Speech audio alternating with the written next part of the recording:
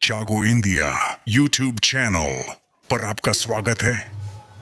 नमस्कार साथियों, मैं हूं शिवचरण सिंह और आप देख रहे हैं जागो इंडिया यूट्यूब चैनल। साथियों, आज हम बहुत ही महत्वपूर्ण और गंभीर विषय पर चर्चा करने जा रहे हैं।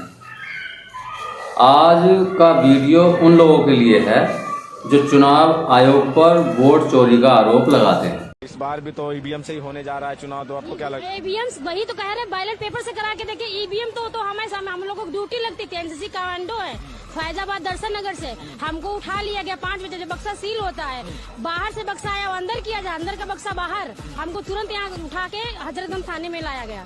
हम कमांडो थे, मैं अपनी आवाज क्यों नहीं उठाऊंगी? ड्यूटी लगा, इसका मतलब जो आप कहोगे वही हम।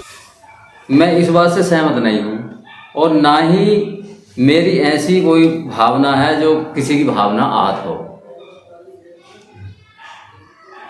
साथियों, वीडियो को लाइक करें, शेयर करें, सब्सक्राइब करें और बेल आइकन दबाएं और कमेंट जरूर करें।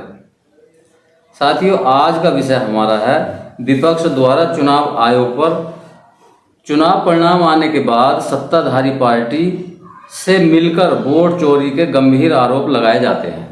हम यह एक उदाहरण से समझ सकते हैं। एक किसान थैले में पैसे लेकर बैंक गया और कैशियर से बोला, साहब मेरे रुपए जमा कर लो। तब कैशियर ने कहा कि कितने पैसे लाए हो? तब किसान ने कहा, साहब मैं अनपढ़ हूं और आप ही गिनकर जमा कर लो। तब कैशियर के हाथ में है थैला और वह उसके विश्वास के ऊपर है कि वो कितने पैसे किसान को बताए, कितने गायब करे, वो उसकी सच्चाई और ईमानदारी के ऊपर है। ऐसे ही विपक्ष किसान बना हुआ है। विपक्ष पढ़े लिखे होने का सबूत पेश नहीं करता और चुनाव आयोग के ऊपर ही सब कुछ छोड़ देता है। ऐसे ही लापरवाही से घोटाला होने की संभावना होती है। विपक्ष को चाहिए अपने पढ़े लिखे होने का सबूत पेश करे, उसके लिए यह कार्य जरूरी है। साथियों, इस बारे में एक कहावत है कि माल न रखाए अपना और चोरों को गाली दे। यह कहावत हमें सावधान करती है कि हमें अपने सामान की स्वयं रक्षा करनी चाहिए। अब सवाल यह बनता है कि विपक्ष अपने वोटों की रक्षा कैसे करे? इसके लिए एक ही रास्ता है,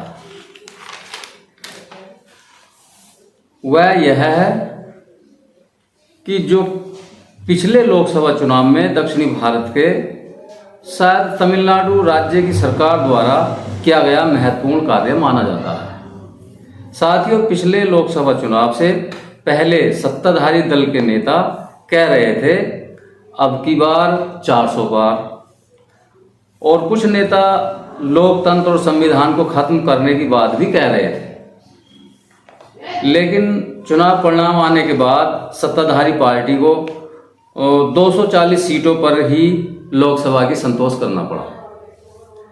इसका श्रेय हम तमिलनाडु सरकार को देना चाहते हैं।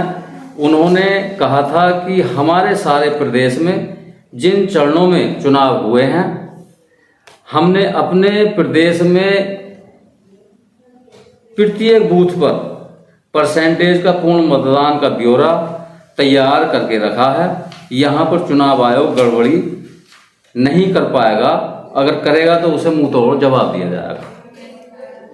फलत चुनाव आयोग ने उन दोनों चरणों में प्रतिशत मतदान जो बढ़ोतरी करने की आशंका लोगों में व्याप्त थी, लेकिन वो नहीं हो पाई और परिणामतः बीजेपी 240 पर सिमट कर रह गई।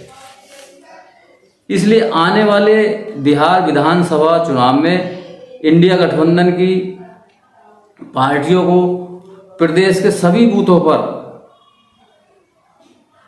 प्रत्येक चरण के चुनाव वाले दिन के लास्ट में मतदान का पूरा ब्यौरा, स्त्रियों द्वारा किया गया मतदान प्रतिशत, पुरुषों द्वारा किया गया मतदान प्रतिशत, शेष मतदान की संख्या प्रतिशत का ब्यौरा प्रत्येक बूथ के पीठासीन अधिकारी और इंडिया गठबंधन पार्टी के बूथ एजेंटों द्वारा एक शॉर्ट वीडियो बनाकर विधानसभा स्तर पर व जिला स्तर पर डाटा इकट्ठा किया जाए और उसका मतदान प्रतिशत निकाला जाए और गठबंधन की तरफ से जारी किया जाए या जारी ना किया जाए चुनाव आयोग को भेजा जाए। चुनाव आयोग को भी भेज सकते हैं। इसके उपरांत चुनाव आयोग चुनाव में गड़बड़ी नहीं करेगा, क्योंकि वो जो मतदान प्रतिशत है वो उसे बढ़ा नहीं सकता, और अगर बढ़ाएगा तो वह मतलब उसकी जो है पारदर्शिता खत्म हो जाएगी, विश्वास खत्म हो जाएगा और उसे जवाब देना भारी पड़ेगा। वोट चोरी का एकमात्र समाधान यही है, कहावत है जागने वाले के घर में चोरी नहीं होती। आज का वीडियो बस इतना ही, फिर मिलेंगे किसी विषय के साथ। धन्यवाद।